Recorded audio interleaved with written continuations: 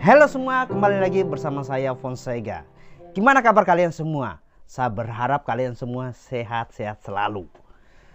Teman-teman, tetap jaga kesehatan kalian karena sebentar lagi kita akan menghadapi yang namanya transisi musim, dimana tidak lama lagi kita menyambut musim hujan dan sangat penting sekali untuk menjaga kesehatan stamina kita supaya tidak gampang sakit. Selama 2 minggu ini saya sakit radang tenggorokan dan susah sekali untuk komunikasi, bahkan makan mau telan air saja itu susahnya minta ampun karena di sini lagi panas-panasnya.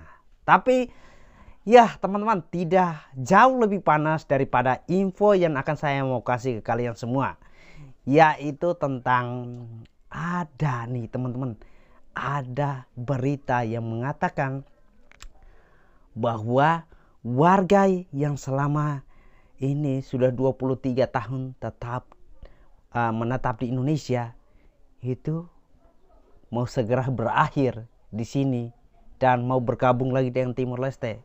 Teman-teman pasti ingat dong, beberapa waktu yang lalu saya memberikan informasi tentang Indonesia mau membangun jalur rute transportasi darat dari NTT ke Timor Leste, yaitu membuka rute bis yang bisa langsung ke Timor Leste, dan juga ada rute baru ke Darwin, Australia, dan itu sangat luar biasa sekali. Tapi ada isu yang beredar di luar sana, terutama di masyarakat sini, yang menghubung-hubungkan bahwa itu adalah awal dari warga Timur Timur atau warga ex Timur Timur yang selama ini sudah setia ikut Indonesia akan kembali ke Timur Leste. Well, ini topik yang harus saya bahas karena ini sangat penting sekali. Jangan sampai kita terkecoh dengan informasi-informasi di luar sana. Nah, kira-kira kalau benaran itu terjadi, apa saja keuntungannya dan apa saja kerugiannya buat warga Indonesia yang sebelumnya terjadi referendum dan mereka memilih untuk tetap ikut Indonesia? Apa keuntungannya, apa kerugiannya? Hanya kalian temukan di video ini. Yang pertama adalah sumber informasi. Saya tidak tahu siapa yang memulai ini duluan, siapa yang menyebarkan berita ini duluan, dan itu menjadi bahan pembicaraan di masyarakat sekitar. Nah, buat teman-teman yang mungkin sudah sempat mendengar, jangan sampai kita percaya atau mengiyakan hal-hal seperti itu, karena itu bisa dipastikan berita hoax dan tidak benar. Karena pemerintah Indonesia sendiri membangun jalur rute transportasi darat yang menghubungkan NTT dengan Timor Leste itu tidak ada tujuan supaya warga ex Timur Timur ini, teman-teman, saya sekali lagi saya minta maaf ya, saya menyebutkan ini supaya lebih mempermudah saya untuk membedakan. Warga ex Timur Timur ini tidak ada tujuan pemerintah untuk mengembalikan itu. Karena teman-teman, semenjak pertama kali referendum terjadi, sebagian besar masyarakat Timur Timur waktu itu memilih untuk tetap Indonesia. Semenjak itu juga mereka sudah mendeklarasikan kewarganegaraan mereka. Mereka sudah mendeklarasikan hidup mereka untuk tetap setia bersama Indonesia. Dan kewarganegaraan mereka jelas, yaitu Indonesia. Opsi itu dikasih bahwa mau merdeka berarti membuat kewarganegaraan sendiri atau membuat kewarganegaraan baru. Tapi yang memilih tetap otonomi atau yang memilih tetap ikut Indonesia, artinya kewarganegaraan mereka adalah Indonesia.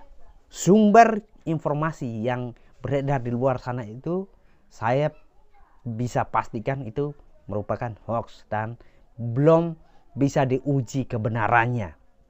Nah, buat teman-teman yang berada di Nusa Tenggara Timur dan sekitarnya, jangan terbawa dengan berita ini, jangan tergiur dengan ini. Karena kalian sedang memasuki yang namanya berita hoax atau berita yang tidak benar. Oke, yang kedua, kira-kira kalau benaran itu terjadi, apa aja sih kerugian yang akan diterima ketika masyarakat ini dikembalikan atau mereka pulang sendiri ke Timor Leste? Kerugian yang pertama, mereka kehilangan identitas mereka. Kenapa saya bilang identitas? Karena identitas mereka yang sebenarnya adalah ada di Indonesia. Di Timor Leste mereka sudah dicoret. Mereka sudah tidak diakui kewarganegaraan mereka. Nah, kehilangan identitas sama halnya kita kehilangan semuanya. Artinya hidup kita digantung.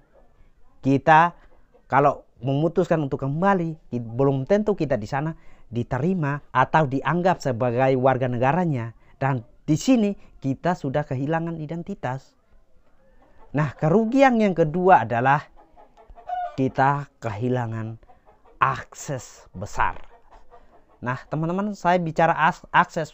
Teman-teman, saya bicara akses. Artinya, saya tahu selama 23 tahun banyak masyarakat yang sudah berinvestasi untuk membangun rumah yang lebih layak, untuk membeli tanah, dan sudah bersusah payah membangun masa depan, dan itu saya tidak bisa bayangkan akibat fatal kalau benar-benar itu terjadi.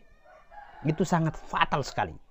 Nah, kerugian ketiga adalah bagaimana dengan masa depan generasi yang kedepannya, atau generasi anak-anak kecil yang ini, mereka masa depannya itu mau dibawa kemana?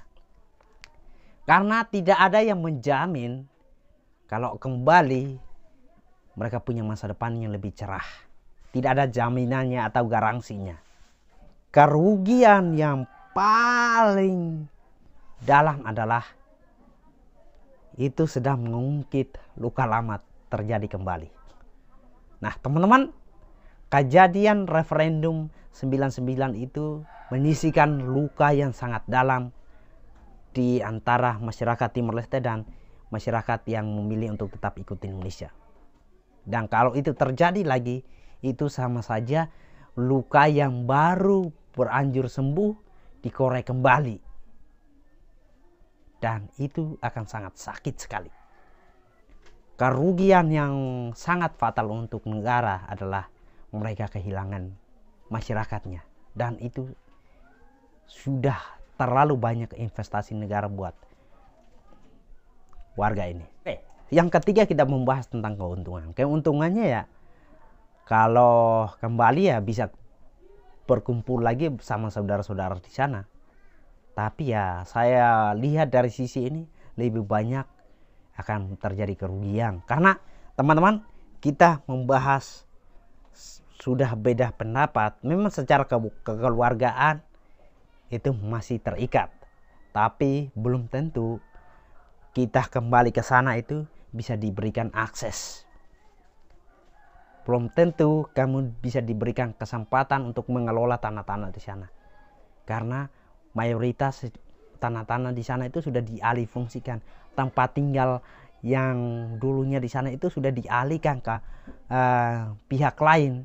Dan masyarakat yang ada di Indonesia itu sudah tidak punya hak lagi. Karena yang satu, kewarganegaraan itu sudah beda. Alasannya ya, kewarganegaraan itu sudah beda. Saya melihat informasi ini, kalau benar-benar itu terjadi, itu lebih banyak menciptakan kerugiannya daripada hal positifnya atau keuntungannya, teman-teman. Ini kita tidak bisa bohongi. Nah, belum tentu juga negara di sana siap untuk menerima. Dan itu sangat susah sekali. Buat masyarakat yang di luar sana, ya mungkin sudah terlanjur mendengar informasi seperti ini, saran saya adalah jangan salah artikan maksud pemerintah. Supaya kalian tidak termakan emosi kalian atau termakan dengan berita-berita hoax seperti ini. Ingat, kalau itu terjadi, saya pastikan lebih banyak kerugiannya daripada keuntungan yang kita dapatkan. Oke, itu saja dari saya. Tetap jaga kesehatan kalian dan tetap semangat menjalani hari kalian. Peace.